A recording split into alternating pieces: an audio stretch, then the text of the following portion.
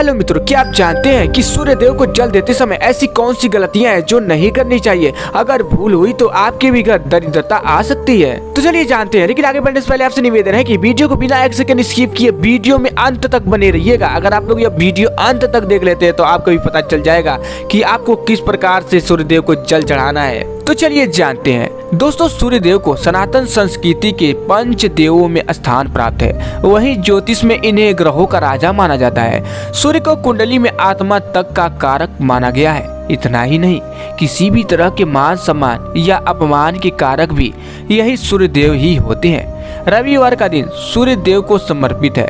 इस दिन भगवान भास्कर की पूजा होती है। मान्यता है कि इस दिन सूर्य मंत्रों का जाप करने से कुंडली में सूर्य से संबंधित दोष दूर हो जाते हैं। वहीं सूर्यदेव को अर्घ्य देने से हर प्रकार का कष्ट दूर होता है। ऐसे में जल देने के कुछ खास नियम हैं जिन्हें जान लेना बेहद जरूरी है। दोस्तों, आपको बता दें कि जो लोग सूर्य देव को प्रतिदिन सुबह उठकर जल देते हैं उनके मान सम्मान में हमेशा तेजी रहती है। जीवन में आने वाली बाधाएं आसानी से दूर हो जाती हैं। और सूर्य देव को जल देते समय कुछ बातों का ध्यान रखना चाहिए। यदि भूल कर भी गलती हुई तो सूर्य देव नाराज हो जाते हैं। तो चलिए जल चढ़ाने से जुड़ी सारी जानकारियाँ देते हैं। तो चलिए जानते हैं सूर्य देव को जल चढ़ाते समय किन बातों का ध्यान रखना चाहिए। दोस्तों, सूर्यदेव को जल देने के लिए तांबे के पात्र का प्रयोग करना चाहिए। कभी भी स्टील, प्लास्टिक और कांच की बोतल से अर्घ्य न दें। और साथ ही दोस्तों, सनातन धर्म में देवी देवताओं की पूजा में पुष्प के प्रयोग विशेष रूप से होता है। सूर्यदेव को जल अर्पित करते समय जल के पात्र में पुष्प होने चाहिए।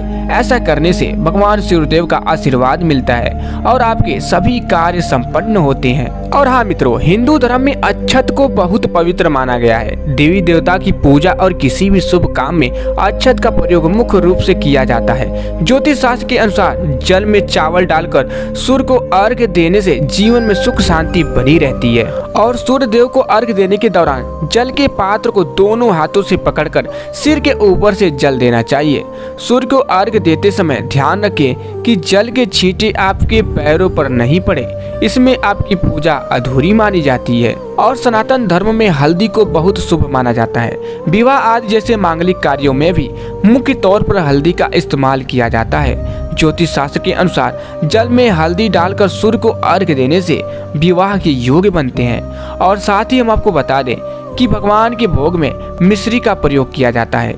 माना जाता है प्रसाद में मिश्री चढ़ाने से भगवान प्रसन्न होते हैं। ज्योतिष शास्त्र के अनुसार सूर्य को अर्घ्य देते समय जल में मिश्री डालकर जल चढ़ाने से सूर्य देवता की कृपा बनी रहती है, जिससे आपके जीवन में खुशियां भी बनी रहती है। और सूर्य देव को जल देते समय आपका मुख पूर्व दिशा में होना चाहिए। ध्यान रहे कि जल अर्पित करते समय सूर्य की किरणें उस धार में दिखनी चाहिए। इससे नवग्रह मजबूत होते हैं। और सूर्य भगवान को अर्घ्य देते समय सूर्य मंत्रों का जाप करना चाहिए। शास्त्रों के अनुसार रोजाना भगवान सूर्य को अर्घ्य देने से परिवार के सदस्य निरोग रहते हैं। इसके अलावा कुंडली में सूर्य दोष से जुड़ी परेशानियां दूर होती हैं। तो चलिए हम आपको बताते हैं कि सूर्य देव को जल देते समय कौन से मंत्र का जाप करना चाहिए।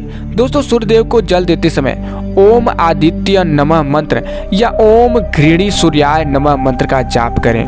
मित्रों, शास्त्रों में माना गया है कि सूर्य देव को जल सूर्य उदय के 1 घंटे के अंदर दे देना चाहिए।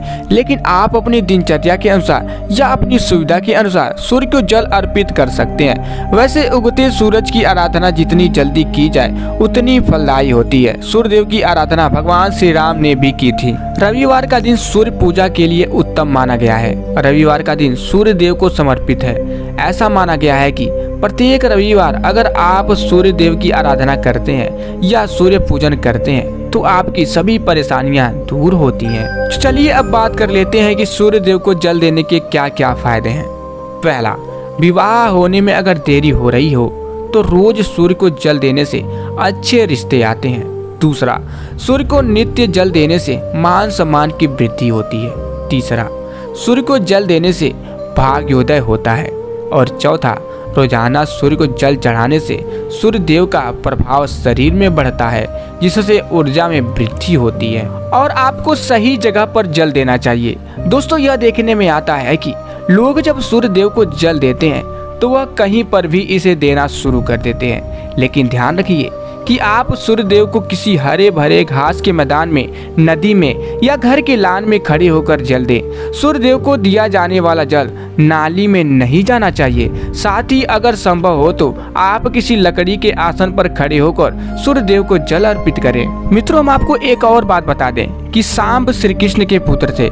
इस संवाद में श्री कृष्ण ने सांब को सूर्य पूजा की महिमा बताई है। श्री कृष्ण ने सांब को बताया कि सूर्य एकमात्र प्रत्यक्ष देवता है। सूर्य भगवान को सीधे देखा जा सकता है। जो व्यक्ति पूरी श्रद्धा और भक्ति के साथ सूर्य की पूजा करता है, उसकी सभी मनोकामनाएं सूर्यदेव पूरी करते हैं। श्री कृष्ण ने कहा कि सूर्य की पूजा के प्रभाव से ही उन्हें दिव्य ज्ञान की प्राप्ति हुई है। तो अब आप भी इन नियमों का ध्यान रखें और सूर्यदेव को जल अर्पित करने के साथ साथ अपने जीवन में उजाला लाएं। अगर आप लोग वीडियो यहाँ तक देख रहे हैं तो कमेंट बॉक्स में हर हर महादेव जरूर लिख दीजिएगा, जिससे हमें पता चल जाएगा कि आप लोग हमारी वीडियो अंत तक देखे हैं। तो मित्रों, वीडियो अच्छा लगा हो तो दिल से एक लाइक और चैनल को सब्सक्राइब करना मत भूलिएगा।